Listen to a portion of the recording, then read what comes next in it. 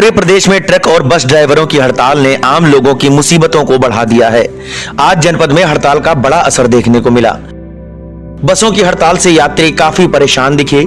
आम लोगों का कहना है कि इस तरह की हड़ताल से हमें काफी परेशानी का सामना करना पड़ रहा है।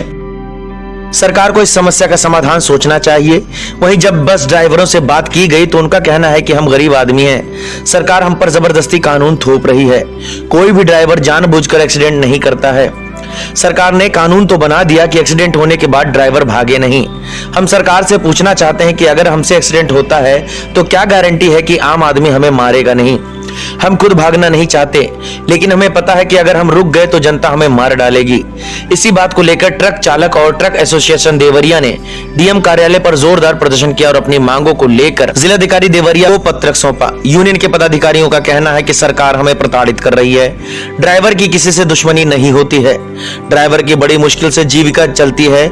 जिस ड्राइवर की महीने की पगार 10 से 12 हजार है, वह 10 लाख का जुर्माना कैसे भरेगा। सरकार जब तक इस कानून को वापस नहीं लेती तब तक ये हड़ताल जारी रहेगी।